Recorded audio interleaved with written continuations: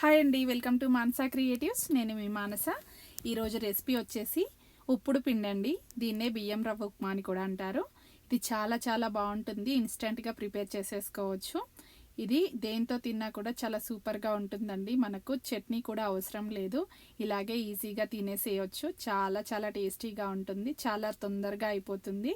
తప్పకుండా ట్రై చేసి ఎలా వచ్చిందో కామెంట్లో తెలియజేయండి. ఇప్పుడు మనం ప్రాసెస్లోకి వెళ్ళిపోదాం. ముందుగా ఒక ప్యాన్ తీసుకొని ఇందులోకి 1 టేబుల్ స్పూన్ నెయ్యి వేసుకుంటున్నానండి. నెయ్యి చక్కగా కరిగిన తర్వాత ఇందులోకి 2 కప్పుల బియ్యం రవ్వను వేసుకొని ఈ విధంగా చక్కగా ఫ్రై చేసుకోవాలి. లో టు మీడియం ఫ్లేమ్ ఉంచేసుకొని ఇలా ఫ్రై చేసుకోవాలండి. రవ్వ అనేది ఇంకా కాస్త తెల్లగా అవుతుంది. అప్పటి వరకు మనం చక్కగా ఫ్రై చేసుకోవాలి.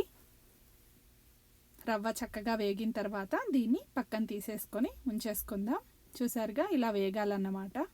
ఇప్పుడు ఇదే ప్యాన్లోకి 1 టేబుల్ స్పూన్ ఆయిల్ వేసుకోవాలి. ఇందులోకి వెల్లుల్లిపాయలు 1 టేబుల్ స్పూన్ వేసుకుంటున్నాను, సన్నగా కట్ చేసుకొని. అలాగే జీలకర్ర 1 టీ స్పూను, ఆవాలు 1 టీ స్పూన్, అలాగే ఒక మీడియం సైజ్ ఆనియన్ని చిన్న ముక్కలుగా కట్ చేసుకొని పెట్టుకున్నాను. వీటిని కూడా 1/2 కప్పు వేసుకుంటున్నాను. ఇవన్నీ చక్కగా వేయించుకోవాలండి. ఆయిల్లో చక్కగా వేగితేనే మనకు ఉప్మా అనేది చాలా టేస్టీగా వస్తుంది.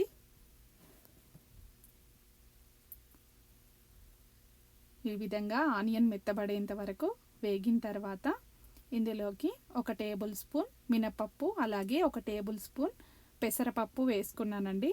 వీటిని కూడా చక్కగా వేయించుకోవాలి. ఇప్పుడు ఇందులోకి పచ్చిమిర్చిని చిన్న చిన్న ముక్కలుగా కట్ చేసుకొని వేసుకున్నాను. అలాగే పుట్నాలను కూడా వేసుకున్నానండి. అలాగే జీడిపప్పు కూడా వేసుకొని చక్కగా ఫ్రై చేసుకోవాలి. పల్లీలు పచ్చివాసన అంతా పోయి చక్కగా వేగేంత వరకు వేయించుకోవాలండి. ఇవి బాగా వేగితేనే మనకు ఉప్మా అనేది చాలా టేస్టీగా ఉంటుంది. ఇప్పుడు 2 కప్పుల రవ్వకి 3 కప్పుల వాటర్ తీసుకుంటున్నానండి. ఇది కొలత. మీరు 1 కప్పు తీసుకున్నట్లయితే 1.25 కప్పు పోసుకుంటే సరిపోతుందండి వాటర్. ఈ విధంగా చేసుకున్నట్లయితే ఉప్మా అనేది చాలా టేస్టీగా వస్తుంది. ఇప్పుడు దీనికి సాల్ట్ మీ రుచికి సరిపడినంత తీసుకోండి. నేను 1 టీ స్పూన్ వేసుకున్నాను. నీళ్ళు చక్కగా మరిగేంత వరకు మూత పెట్టుకొని మరిగించుకోవాలి.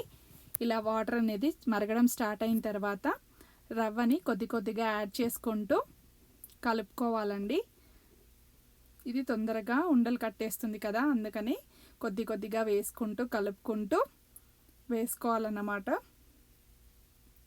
ఇలా చక్కగా కలుపుకుంటూ వేసుకుంటే మనకు రవ్వ అనేది చక్కగా ఈవెన్గా కుక్ అవుతుందండి. ఎక్కడా ఉండలు లేకుండా చక్కగా కలిసిపోతుంది వాటర్లో. చూసారుగా, ఇలా ఎక్కడైనా ఉండల్లా అనిపిస్తే స్పూన్తో మెదుపుకుంటూ కలుపుకున్నట్లయితే చక్కగా దగ్గర పడిపోతుంది. చూసారుగా, వాటర్ పోయగానే ఇలా దగ్గర పడిపోతుందండి ఉప్మా. ఇప్పుడు దీన్ని మనం లో ఫ్లేమ్లో పెట్టేసుకొని ఒక 15 నుండి 20 నిమిషాల పాటు అలా వదిలేసినామంటే చాలా చాలా పొడి పొడిగా తయారవుతుందండి ఉప్మా. మధ్య మధ్యలో ఒకసారి కలుపుకుంటూ మూత పెట్టుకుంటూ దీన్ని ఉడికించుకోవాలి. చూసారుగా, అంతా ఈవెన్గా ఇలా కలుపుకున్నాక మూత పెట్టేసుకుందాం.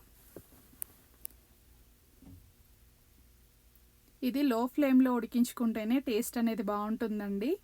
మీడియం ఫ్లేమ్లో పెట్టినా కూడా అడుగంటుతుంది. కాబట్టి మనం లో ఫ్లేమ్లోనే పెట్టుకొని ఇలా మధ్య మధ్యలో మూత తీసి కలుపుకోవాలి. ఇలా ఉడికించుకుంటే సరిపోతుందండి. ఎంతో పొడి పొడిగా వస్తుంది. చాలా చాలా టేస్టీగా ఉంటుంది. మీరు తప్పకుండా ట్రై చేసి ఎలా వచ్చిందో నాకు కామెంట్లో తెలియజేయండి. ఈ వీడియో కనుక మీకు నచ్చినట్లయితే ప్లీజ్ లైక్ చేయండి, షేర్ చేయండి. అలాగే నా ఛానల్ని తప్పకుండా సబ్స్క్రైబ్ చేసుకోండి. Thank you for watching. Please subscribe my channel.